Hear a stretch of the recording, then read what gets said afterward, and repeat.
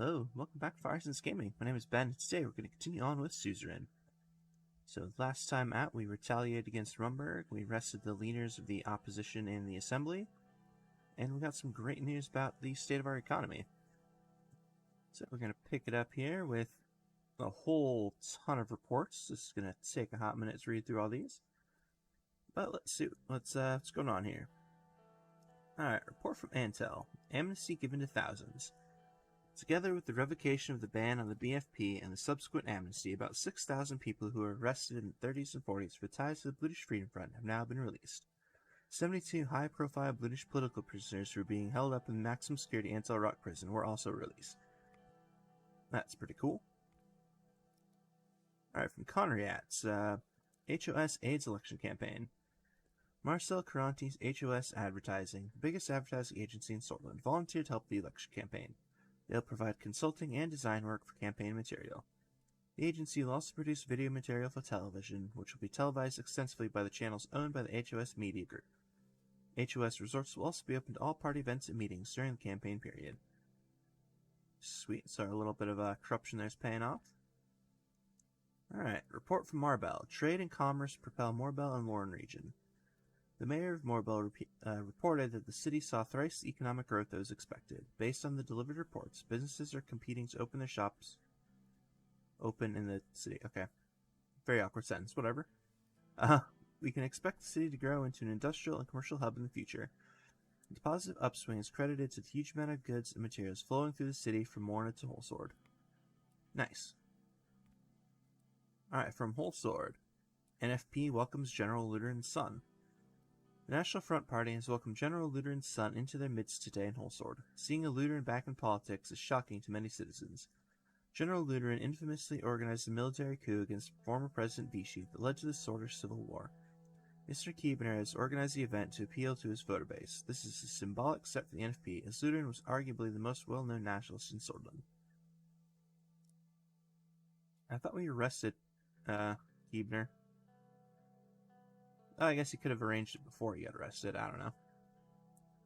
Alright, what else we got here? In Lenkirk, a competitor to all East Mercopan fishing exporters. Citizens of Lenkirk expressed their gratitude for the new investments and policies that led to the increased development of the region. Recent data indicates that the fish exports have quadrupled since we took office and that new industries began to flourish. Not only did the city become the main competitor to all fish exporters in the region, but also began to house a tourism hub in Nineland. Cool. Right, from Suzerain, celebrations in Suzerain. Many of the locals in Suzerain gathered at the city square to celebrate the revocation of the ban on the British Freedom Party. The mayor of Suzerain reported that the amnesty and revocation were greeted by the Suzerainers with festivities. Dancing and singing continued well into the night. Fantastic. That should hopefully help the war effort. Alright, and from Sarna, the new major hub for trade and agriculture. The city growth is expected to increase by 200%. Internal statistics show that Sarna will be able to rival Deer in the next decade if trends maintain. This success is attributed to the recent government investments and policies in the region. Sarna has the potential to be the center of trade and commerce for West Swordland. Nice. And from Deer, British Freedom Party starts campaigning. The British Freedom Party joined the election race immediately after being legalized. The BFP announced that Ramzu Kojak will be the party's presidential candidate. The first rally will be held in Deer tomorrow. Cool. And they have, no chance of winning because of our boosted election threshold, so that's why I don't care that we did that. So, let's move on to Lockhaven for one more report. PFJP Richter's slogan, Victory for Everyone. As the 1957 election starts to approach, Friends Richter and the People's Freedom Justice Party are making waves in Lockhaven. Their campaign slogan, Victory for Everyone, covered the city after a campaign visit to the city. The PFJP has been the United Swordland Party's major opposition since the formation, each year earning a higher percentage of votes. I thought we arrested Richter too. So they shouldn't be an issue either. Fantastic. Alright. So let's head to the Blue Mansion in Lockhaven for a television interview. The makeup crew had just finished their preparations for the interview. Lucien stopped me on my way out to the balcony of the Blue Mansion, where the filming crew was standing ready to start filming. Are you ready for the interview, sir? Yes. Good. I've done my best to make this happen. This is very important for our administration. Suzerain is not filming. Mr. Zaka is excited to interview you. As I explained before, it'd be bad press to decline this interview offer. They are the most prestigious interview program in the world.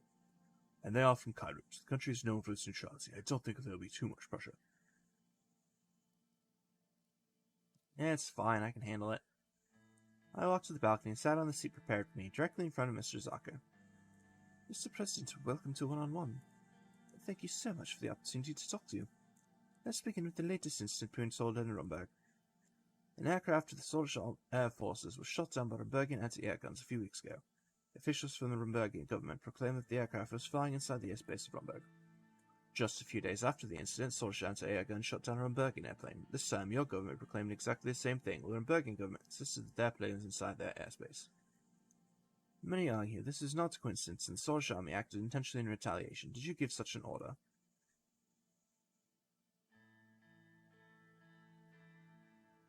Okay, so we're supposed to present Rumberg as aggressive.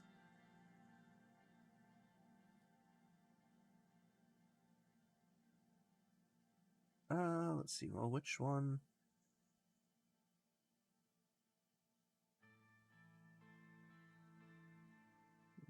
Try this one. Our forces... No, I didn't. Our forces only act in response to their breach of our airspace. Are you saying that the Rumbergian officials are lying? Are you absolutely certain that their plane was inside Soldier airspace?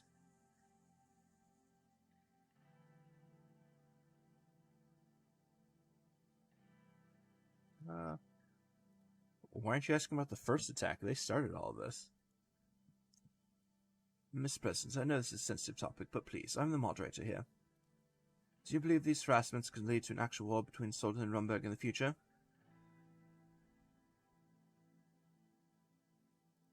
I believe that's what Rumberg wants. They've been working to get a justification for such an action.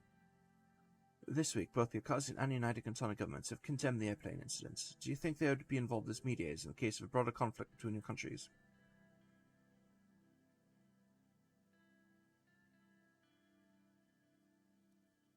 Let's go with this one, because it's still trying to portray us as the victims here, I think. I hope so. We look up to the international community to maintain peace in all of Marcopa. He stopped for a moment, took a brief look at his papers. Let's continue on that note.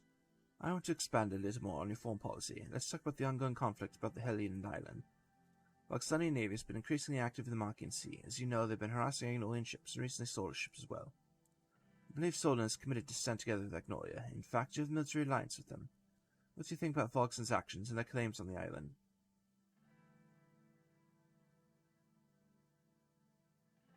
Alright, we're supposed to state our willingness to defend Agnolia. So, Agnolia is the rightful owner of Helluland. What Vogson is trying to do is against international law. Do you think that hostilities between Agnolia and Vogson can erupt into a hot war?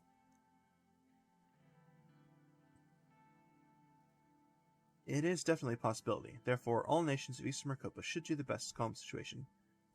Would Soldan also get involved if the situation gets out of control?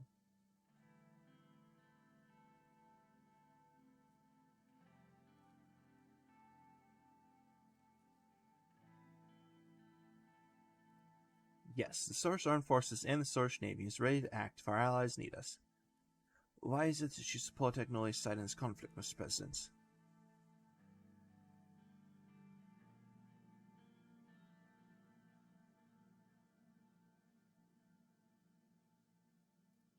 Thorlin has always had good relations with Agnolia. They control the island, and nobody has the right to interfere. Okay, let's move on to another topic. Last year, you interviewed in Valen. I waited for him to finish his question. Your operation was aimed at eliminating the Bluish Freedom Front. However, according to reports from Alliance of Nations, both Vasic and Source forces partook in the killing of thousands of Bluish civilians. In fact, a recent AN investigation revealed that the death toll of the civilians is way more than first estimated, and that the Vasic forces created mass graves all around the country to hide the true numbers. Did you have any knowledge of this, Mr. President? Would you be willing to release a report from Soldan's side to the AN to clear up this huge controversy? Alright, I think I'll go with this one. It's supposed to be defending what we did, so I would assume that means defending Valen as well.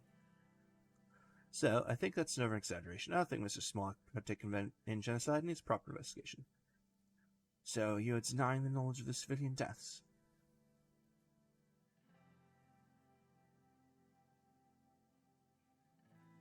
I mean, we've had reports of some innocent casualties, but they're not intentional, definitely nowhere close to those numbers. But how about... On the gesture of the director, he stopped before finishing his sentence. It seems that's all the time we have for today. The director shouted at the crew to stop recording. We both stood up and shook hands. Thank you for your valuable time, Mr. President. It was a pleasure.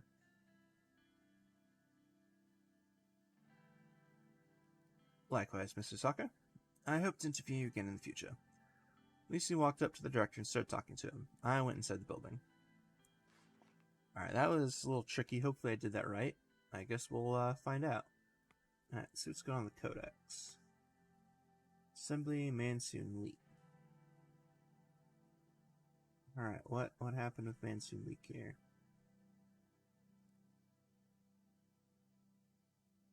Oh, okay, he's the new presidential candidate for the Workers' Party. Which I think we probably found out last time, but that's okay. Alright, looks like we got a bunch of reports, a bunch of newspapers. So let's just go and read the reports here. Lockhaven, well-received PR visit. Following a brief visit to Lockhaven, the President spent the afternoon meeting and taking photos with jubilant citizens at Republic Avenue. The enthusiasm displayed was not unexpected. It was clear the citizens were delighted to witness their popular president in person. Fantastic. Alright, from Deer, Bluish Opinion High. For the first time in Swordfish history, the Bluish people have come out in support of the sitting president. Thanks to President Rain's policies and actions during his first term, sentiment for the presidency in Deer has been incredibly high. Earning the Bluish vote in the upcoming election may be crucial for re-election. Fantastic. That's exactly why we've been trying to cater to him. Alright, from Sarna, WPB leader poisoned. Leader of the Workers' Party of Bludia, Fedi Ajal, was poisoned by a nerve agent and was hospitalized in a serious condition. During his trip to Sarna to deliver a speech for his campaign, he suddenly became ill after eating Zabla with a local family. An investigation has been launched to find the culprit. Alright, from Whole Sword. Mansoon might return to WPB to fill Ajal's role. According to reports from the capital, due to the serious condition of Ajal, the leadership of the Workers' Party of Bludia held an emergency meeting in the party headquarters in Whole Sword to appoint a new leader as presidential candidate. After the meeting, the party invited Mansoon Leak to their headquarters. Cool. Alright, I think that's all the reports, so let's check out the news. Alright, we got two of them here from the Whole Sword Post. Workers' Party announces Leak as their replacement for Ajal. The Workers' Party of Bludia announced the independent MP and the previous leader of the WPB, Mansoon Leak, to be the replacement for Fedi Ajal. In a public speech, Leak said, I had left the party on my own volition after failing to pass the threshold years ago, and never expected to be here again.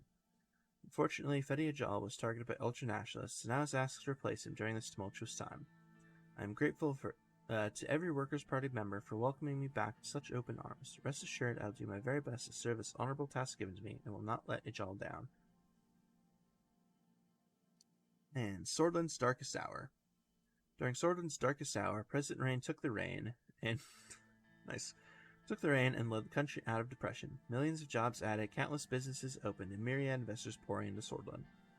Economists and foreign leaders predict Swordland to be an economic giant in the long run, while historians will engrave the great Swordfish recovery to Swordland's record. Fantastic. Alright, Lockhaven Times. Mansoon Leak is back at the WPB. 2 weeks after Jaw was poisoned, the Workers' Party of Bludia announced that Mansoon Leak rejoined the party again to assume the leadership position.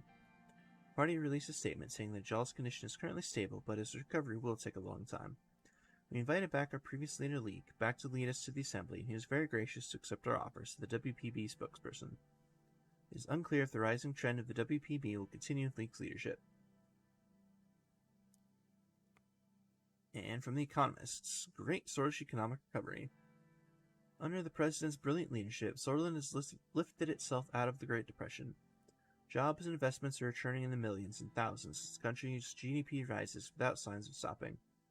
Undeterred and unhindered by the crisis, the President steered the nation onward. With this momentum, Swordland is destined to be the golden apple of the Maricopa region. It appears that the best is yet to come. Nice. Alright, so we're definitely on the right track here. So, let's head to Arvory for a private meeting with Lilius Graf. The historic Graf Manor lay on the outskirts of Arvory at the end of a long, winding drive. Nearly 2 centuries old, it was as formidable as Lilius herself. Lilius had invited me here for private dinner, just the two of us. I wasn't sure of her motivations, but happy to have an excuse to escape the chaos back in Holzord. Serge dropped me off at the door. I used the heavy brass knocker to signal my arrival. The butler answered and showed me into the parlor. Gas lanterns lent the wood panel of the room a cozy orange glow. Lilius was sitting on the sofa. Above her hung a nearly life-size portrait of a sallow, unhappy-looking young woman in a lace ball gown. Let's go with that. Is that you? My mother, actually. I was her only child, you know. Giving birth to me left her medically unable to conceive.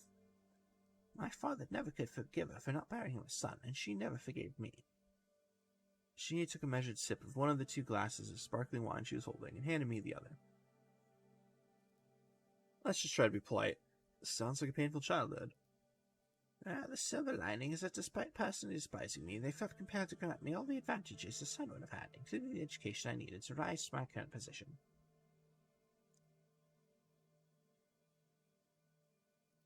Yeah, alright, that's a nice story. So, why am I here? Given how your wife spends her time these days, I thought you might be in need of a home-cooked supper. I'll have my maid do it. The butler silently stepped into the parlor and rang a silver bell. Speaking of which... She led me into the dining room, where a glittering chandelier hung from the high ceiling.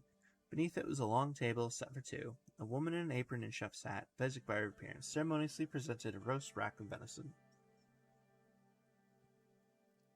Home-cooked supper, huh? That's not suspicious at all. Please, Miss Suzerain, I didn't get to where I am now by saving away in the kitchen. Lilius bowed her head and said a quick prayer, then motioned for me to dig in. It was some of the best meat I'd ever had. We ate in silence for a while, then Lilius pensively laid down her cutlery.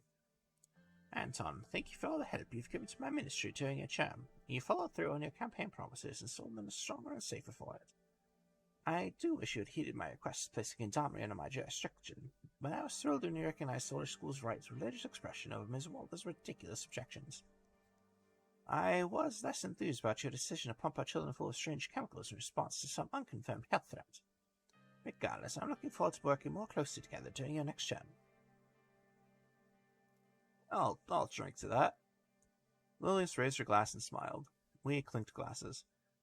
By the end of the meal, I was pleasantly full and a little tipsy. The butler had to lead me back through the manor's winding corridors until I found the door. I waved at Lilius out the window as Serge pulled away. The coming campaign would be turbulent, but at least I had her on my side. Or so I hoped. Okay, interesting.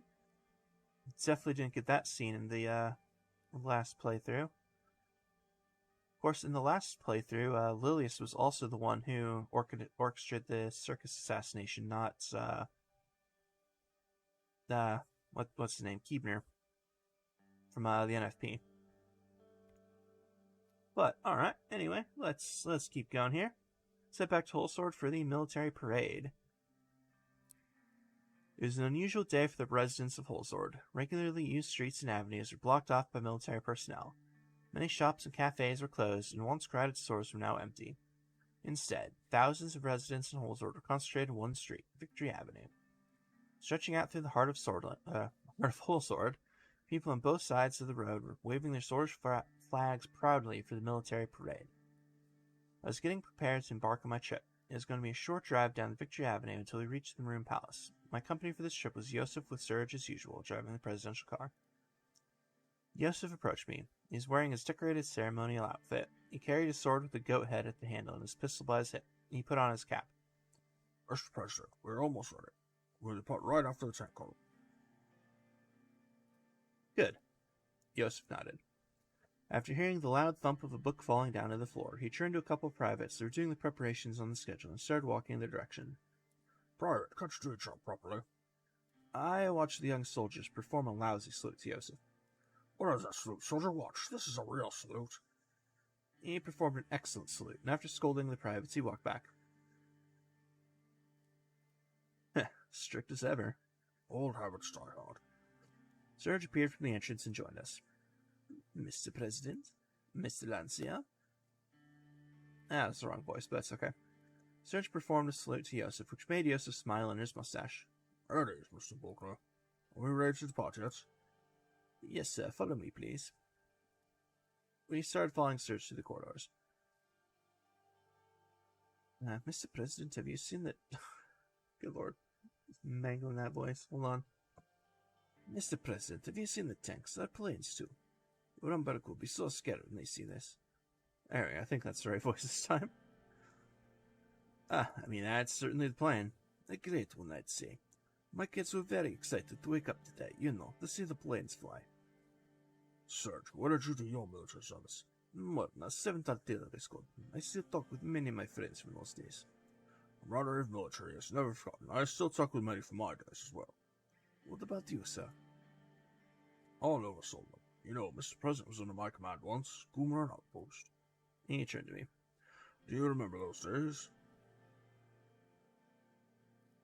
Who can forget about Major Lancia? We called him the Relentless. Yosef let out a long laugh. Good old days. We are here, sir. We exited the building and walked over to the clearance where the black Katia presidential car was waiting. It was decorated properly for the event. The top canopy had been removed so that we could stand and wave to the people. On the way to the car, generals and admirals were lined up on both sides of the carpet. The atmosphere immediately changed when these experienced men who fought many times for the country saluted me. I saluted back with respect. We entered the car and Serge started the engine. Yosef was standing right next to me. The car started rolling. Even though there were many walls and trees in between the car and crowd, I was able to hear the deafening sounds of cheering Sortish citizens. Gradually, we made our way to the starting point. A group of 10, maybe 12 latest technology S-16 fighter jets flew above our heads, and I thought the engine sounds were going to leave me deaf. Loud footsteps of the marching soldiers were followed by loud noises coming from tank engines. The tanks came into my view. They're not the most modern models, however they displayed our military might. I couldn't even finish my thought, and one of the tanks broke down and had to be towed. Brilliant. We waited for a few minutes for the announcement. Finally, it was our turn. On both sides of Victory Avenue, there were numerous citizens cheering my name, waving their Sortish flags. Let's see. Just raise our fist. Why not? I raised my fist. Looking at the benches where the general staff was sitting, I saw Tarky and Sol sitting next to General Vulcan. We kept our slow and steady pace. We were almost at Arthur S. Vichy, at the Arthur S. Vichy statue, several hundred meters away. A group of soldiers saluted me as we passed by. They looked proud and stout in the new infantry uniforms with brand new rifles. We continued as per the schedule and finally arrived at the Maroon Palace, which marked the end of the parade. People of Volsor dispersed to their homes. A clear message was sent to Rumberg by the display of our military might. We were about to see whether it would be enough or not. Alright, your tank broke down on your parade. That's not exactly a great message to be sending there. But, whatever. Alright, well, that looks like it's the end of this churn. So, it's a little bit early today, but I think that feels like as good a spot as any to go and call it. So, as always, thank you very much for watching, and I hope to see you all next time.